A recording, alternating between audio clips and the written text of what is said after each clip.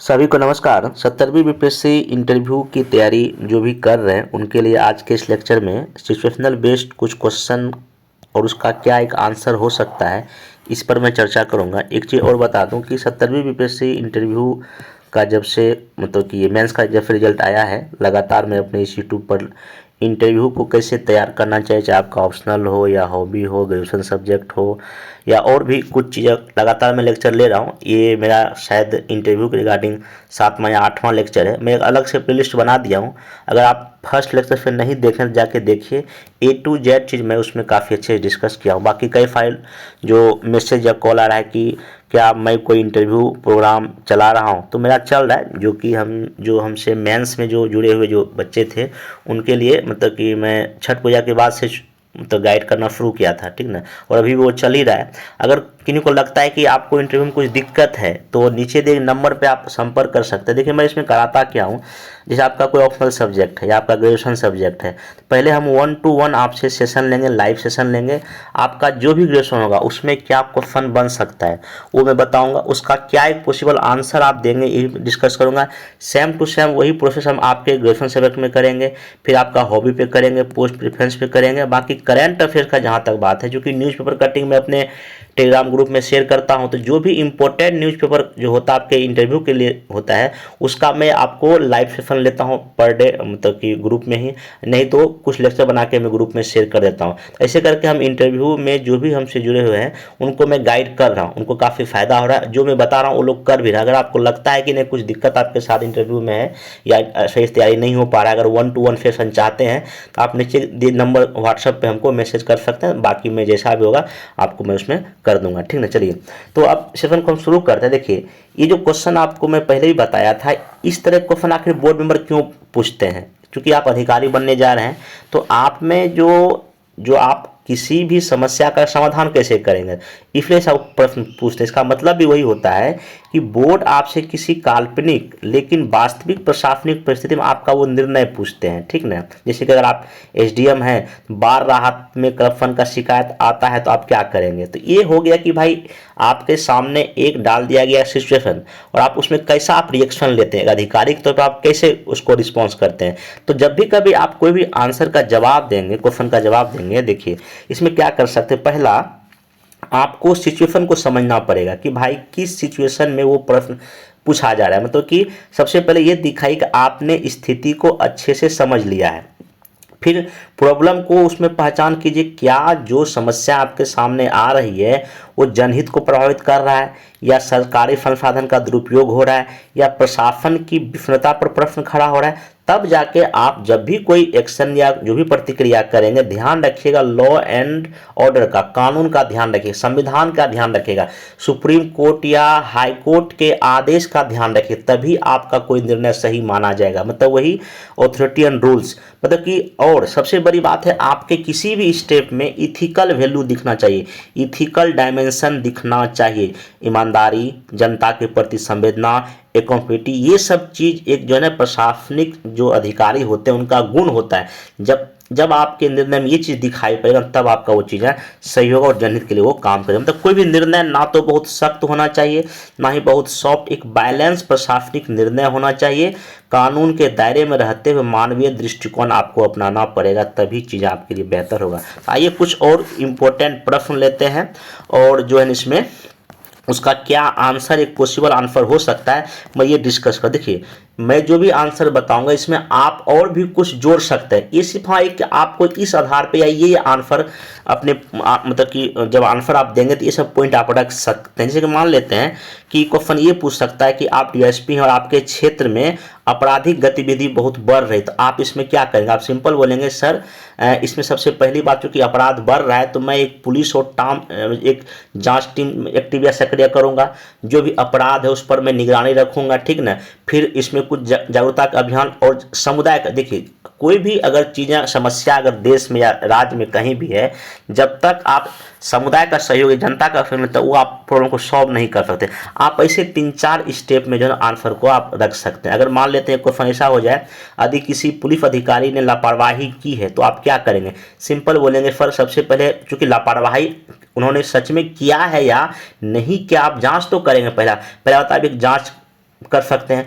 अगर उन्हें गलती किया तो उन्हें जिम्मेदारी तय कर देंगे, फिर अनुशासनात्मक कार्रवाई करेंगे और कुछ सुधार के दिशा निर्देश भी जारी आप करेंगे, ऐसा इंटरव्यू बोर्ड में आप बोल सकते हैं।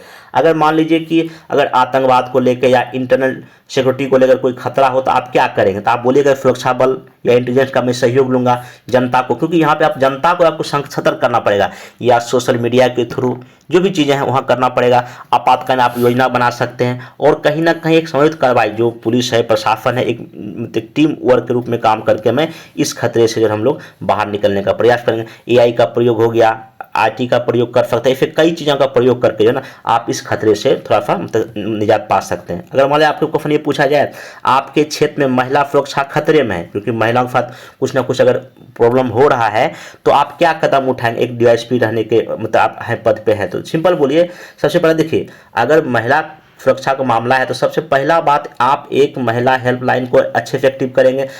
वो सब महिला हेल्पलाइन बंद पड़ा रहता है, आप उसको करेंगे। महिला पुलिस की गश्ती कुछ लगा सकते हैं, चौकी लगा सकते हैं, ये बता देंगे। पुलिस का समन्वय करेंगे, जागरूकता फैलाएंगे और महिलाओं में कहीं ना कहीं सेल्फ डिफेंस का जो एक चीज़ कॉन्सेप्ट होता है उसको भी आप लागू करेंगे, या ब्लॉक के लेवल पे, या अगर कुछ जो लड़की स्कूल में पढ़ाई करती है उसको हम अभी, हालांकि कई सारा जो बिहार का जो सरकारी स्कूल है वहाँ पे ना सेल्फ डिफेंस का एक अलग से चलता है, ऐसा कुछ आप करवा सकते हैं। और अगर कुछ शिकायत का जो प्रक्रिया उसको आप फास्ट करेंगे, अगर कोई शिकायत महिला करती है थाने में उनको मतलब कि अच्छे से करेंगे, महिला पुलिसकर्मी से बातचीत करेंगे, मतलब ऐसे करके आप इस समस्या का एकदम समाधान कर सकते हैं। अगर मान लेते हैं कि अगर कोई सरकारी अधिकारी ने कोई सरकारी नियम तोड़ा है तो आप क्या करेंगे, ऑब्वियस सी बात है अगर वो कानून तोड़ा है ना, तो कानून तोड़ा है इसका मतलब कानून के अकॉर्डिंग ही उन पर कार्रवाई हुआ, जो विभाग का जो नियम है या जो संविधान या जो भी नियम कहता है। प्रमाण संग्रह करेंगे और अनुशासन कार्रवाई और जवाबदेही सुनिश्चित किया जाएगा, ऐसे करके आप स्टेप बाय जवाब दे सकते हैं। अगर मान लेते हैं ऐसा करके अगर कोई नागरिक अत्याचार या दमन का शिकार है तो आप क्या करें। देखिए यहाँ पे क्या है कि कोई नागरिक अत्याचार दमन का शिकार मतलब इसका फंडामेंटल राइट कहीं ना कहीं उनका हनन हो रहा है, तो ऑब्वियस सी बात है कि आपको करना पड़ेगा, त्वरित रिस्पॉन्स देना, सहायता करना पड़ेगा, कानूनी कार्रवाई करना पड़ेगा। जिन पर जो उनका शिकार मतलब जो उनका दमन कर रहे हैं, ठीक ना, आप सहयोग करेंगे और न्याय सुनिश्चित करने की जिम्मेदारी आप ही की है कि उनका कोई फंडामेंटल राइट अधिक मतलब हनन ना हो, ठीक ना। अगर मान लेते हैं कि ऐसा क्वेश्चन की अगर कोई सरकारी योजना करप्शन की रिपोर्ट मिलती है तो आप क्या करेंगे, आप कोई भी पद पे है तो क्या करेंगे, जांच शुरू। देखिए जब भी कभी करप्शन का मामला होता है तो सबसे पहले हम लोग जांच ही तो करते हैं, सच में कहीं हुआ है कि नहीं, जांच करेंगे। जांच में अगर जो गलत पाए जाएंगे उन पर कार्रवाई होगी, जवाबदेही तय होगी और सुधार के कार्यक्रम होंगे। और कहीं ना कहीं चूंकि करप्शन का मामला है तो हम कोशिश ये कर सकते हैं कि जो ट्रांसपेरेंसी या पारदर्शिता बनाए रखना आपकी सबसे बड़ी जिम्मेदारी है, जनहित के लिए आप काम कर रहे हैं, ठीक ना, ये हो गया।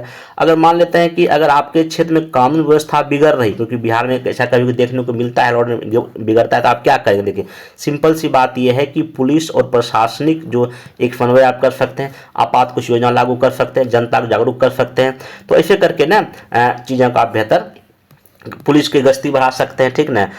कुछ टीम बना सकते हैं जहाँ पे बहुत ही एरिया आपका मान लीजिए कि जहाँ पे ऐसी घटनाएं ज़्यादा होती है वहाँ पुलिस बल को तैनात कर देंगे, ठीक ना। हेल्पलाइन कर सकते हैं ताकि या जो कुछ सीसीटीवी कैमरा हो गया या कुछ एआई ऐसा करके प्रयोग करके आप इस चीज़ को क्या कर सकते हैं, बेहतर कर सकते हैं। जैसे एक और क्वेश्चन यहाँ पर अगर आपदा को लेकर पूछा, जैसे मान लेते हैं कि अगर जंगल में आग लग जाए तो आप क्या करेंगे। ऑब्वियस सी बात है फायर ब्रिगेड को बुलाएंगे, स्थानीय दल को बुलाएंगे, इलाके को खाली कराएंगे और मदद और पुनर्वास हम तुरंत करेंगे। ये देखिए 3-4 स्टेप है, कोई भी समस्या है तो आप इसी 3-4 पॉइंट को अच्छे से बोल देंगे ना तो आराम से आपका मतलब वो आंसर हो जाएगा, कोई दिक्कत नहीं है। जैसे मान लेते हैं कि अगर किसी क्षेत्र में बाढ़ भी आ गया और महामारी भी फैल गया तो आप क्या करेंगे, एक साथ दोनों। ऑब्वियस सी बात है यहाँ पे आप प्राथमिक बचाव करेंगे, पहला बात ना स्वास्थ्य को लेके, भोजन को लेके ऐसे व्यवस्था करेंगे, एक मेडिकल टीम लगा देंगे, भोजन की व्यवस्था करेंगे, सफाई का ध्यान रखेंगे। उसके बाद जब चीज़ें स्थिति कंट्रोल में तो आप उन लोगों का पुनर्वास भी करने का काम करेंगे, तो यही सब आप इसमें काम कर सकते हैं। अगर एक चीज़ और मान लेते हैं कि अगर यदि कोई बड़ी सामाजिक हिंसा हो रही है तो आप क्या कदम उठाएं। देखिए हिंसा हो रही है, वो भी समाज में कोई हिंसा कहीं अगर हो रही है तो सबसे पहली बात यह है कि हिंसा तो दो समुदाय के बीच होगा, तो पहला काम है कि भाई एक मध्यस्थता के रूप में हम उसको समाधान करने कोई बातचीत से हिंसा को समाधान करें, ठीक ना। पुलिस को वहाँ बैठा लेंगे, जहाँ अगर जो प्रभावित वो इलाका है तो वहाँ सुरक्षा प्रदान करेंगे। अगर हिंसा से कुछ माल जान की हानि अगर हुआ तो उनको हम पुनर्वास करेंगे और शांति बना रहे, सबसे बड़ी बात है संवाद करेंगे, पुलिस बल को बैठा देंगे, पुलिस बल को लगा देंगे ताकि चीज़ें वहाँ पे शांति बनी रहे और आगे ऐसी हिंसा ना हो। अगर कोई दो समुदाय आपस में लड़ रहे हैं, वहाँ जो समुदाय के जो प्रभावी व्यक्ति जो लोग हैं या जो भी वहाँ के लोकल हैं, उनसे बातचीत करके चीज़ों को शांत हम क्या करेंगे, प्रयास करेंगे, यही आप इसमें कर सकते हैं। दूसरा बात अगर मान लेते हैं कि इसमें हाँ जैसे कि अगर आपके क्षेत्र में कई अगर नई योजना लागू करनी है और जनता उसका अगर विरोध करे तो आप क्या करेंगे? क्योंकि नई योजना है, जनता उसका विरोध करता है, आप इसमें सिंपल बताइए कि जनता से एक बार संवाद हम करेंगे, ठीक ना। जो योजना का मेन जो पर्पस, जो उद्देश्य, ऑब्जेक्टिव है, जनता को हम समझाएंगे। अगर जनता कुछ सुझाव अगर देना चाहती है तो हम कुछ सुझाव ऐड कर देंगे, बाद में उसको लागू कर देंगे, ठीक है। ऐसे करके देखिए, अगर कुछ इसका विरोध अगर कोई जनता मान ली कर रही है तो आप उनकी बातों को तो सुनेंगे, आखिर वो किस बेसिस पे विरोध कर रहे हैं। अगर उनका विरोध करने का अगर बेस भी अगर गलत है तो आप उनको समझाएंगे, नहीं आपका तरीका ये गलत है, देखिए इसमें ये चीज़ होगा, तो आप समझाएंगे उनको। अगर जो मान लीजिए कुछ अगर वो अच्छी बिंदु बोल रहे हैं तो आप उनकी बातों को मान लीजिए, ठीक है, क्या दिक्कत है। चलिए अब नेक्स्ट चलते हैं कि अगर मान लीजिए कि अगर अधिकारियों में अगर तालमेल नहीं है तो आप क्या करेंगे? ऑब्वियस सी बात है, एक टीम मीटिंग बैठाइए, सबका एक अपना क्या क्या काम है उसको तय कर दीजिए। अगर मान लीजिए अगर आपके टीम में अगर मान लीजिए 15 लोग काम कर रहे हैं, अगर कोई आनाकानी काम करने में तो आप क्या करेंगे? एक टीम मीटिंग करेंगे, ठीक ना, सबका क्या क्या काम है उसको तय कर देंगे, समन्वय करेंगे। और चूंकि आप अधिकारी हैं तो आप निगरानी रखेंगे कौन काम करते हैं या नहीं कर रहा है, और एक आप करेंगे मूल्यांकन, जो भी आप काम देंगे उनका जो परफॉर्मेंस का आप मूल्यांकन करेंगे। तो ऐसे करके आप 3-4 स्टेप में चीज़ों को बेहतर कर सकते हैं। चलिए नेक्स्ट चीज़, अगर मान लीजिए कोई योजना अगर असफल हो रही तो आप क्या करेंगे?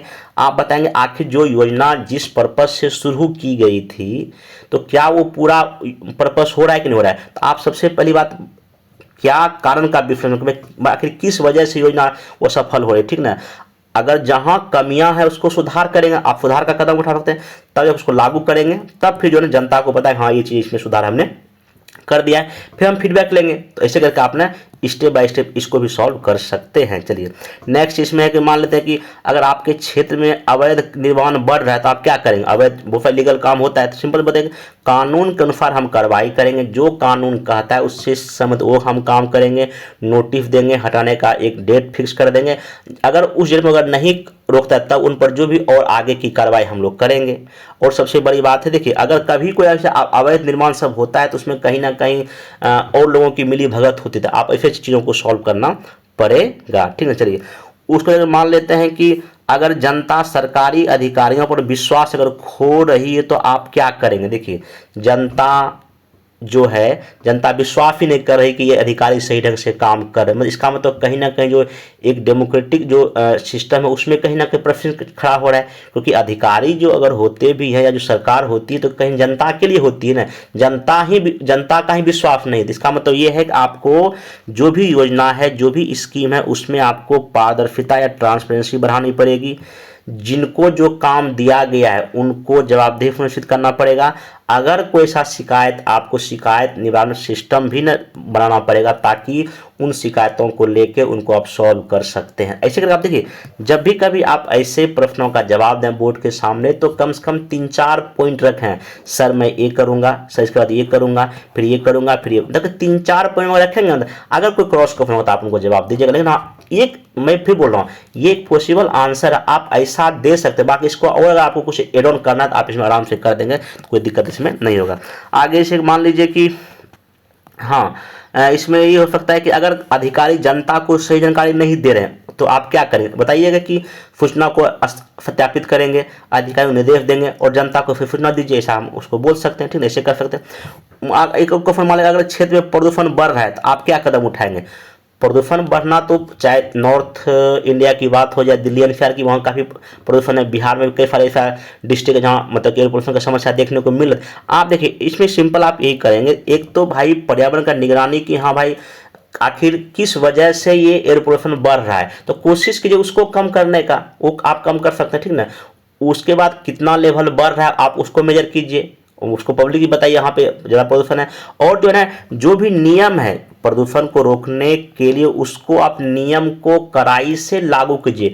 या मतलब कि अगर कहीं पोल्यूशन ज़्यादा अगर हो रहा है तो बताइए कि आखिर क्यों हो रहा है, उसको कम करने का प्रयास कीजिए। और इसमें जनता को जागरूक कि हाँ भाई पब्लिक ट्रांसपोर्ट का प्रयोग मैक्सिमम कीजिए। ऐसे करके आप कुछ चीज़ें यहाँ बता सकते हैं, ठीक है, ये हो गया।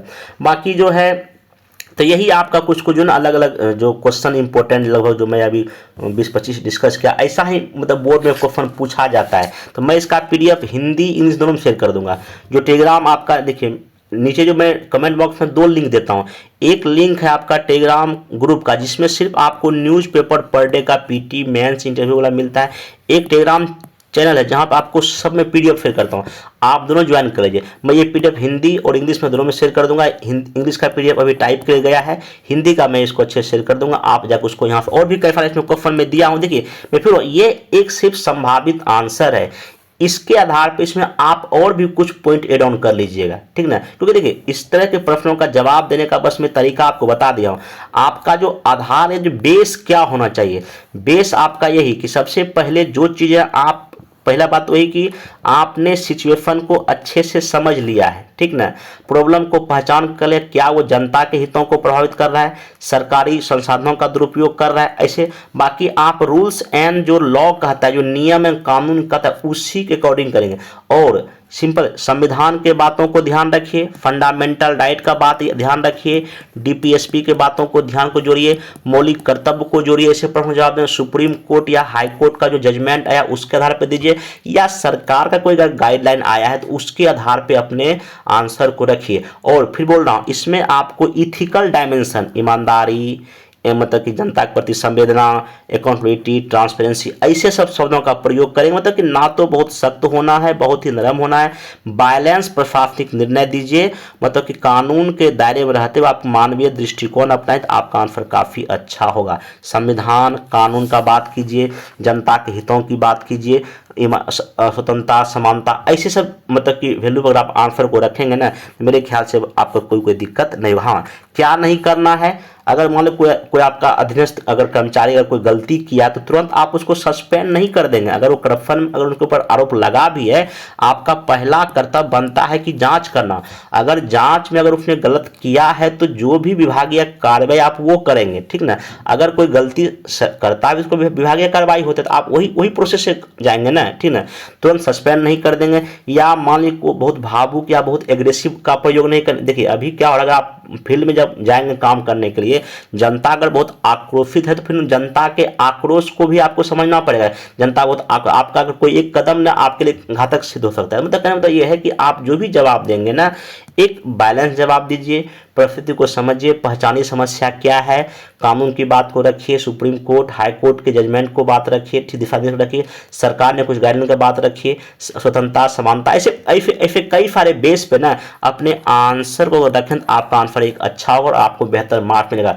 अगर आप ऐसे प्रश्नों में सॉरी बोलेंगे तो वो आपको मार्क्स घटा के कम कर देंगे। ये मेरे साथ हो चुका है, इसलिए मेरा कहना है जो भी मैं आपको लेक्चर ले रहा हूँ एक अनुभव का बता रहा हूँ, आप ऐसा काम करें तो आपको इंटरव्यू में ठीक ठाक मार्क्स आ जाएगा, ठीक है। बाकी हम लोग अब नेक्स्ट वीडियो में कुछ करंट अफेयर्स का टॉपिक जो इंटरव्यू में है, जैसे कि नेशनल है आपका, इंटरनेशनल करंट अफेयर्स है, बिहार स्पेशल 7 में से अभी 3 आया हुआ है तो 1-2 का क्या अचीवमेंट था आप इंटरव्यू में पूछ सकते हैं, ठीक ना। या अभी बिहार में चुनाव जो 2025 हुआ तो उसमें क्या क्या आपको देखने को मिलता है, खास महिलाओं का जो वोटिंग परसेंट काफ़ी अधिक देखने को मिला। और भी ऐसे कई सारे नेशनल इशू है, इंटरनेशनल इशू है, तो वो भी मैं बारी बारी से डिस्कस करूँ। बाकी अगर किसी को अगर इंटरव्यू का फोन में जोड़ना, नीचे दे नंबर पर जो व्हाट्सएप कॉल करके और भी आप जानकारी मतलब कि ले सकते हैं। अब मिलेंगे नेक्स्ट वीडियो में, थैंक यू।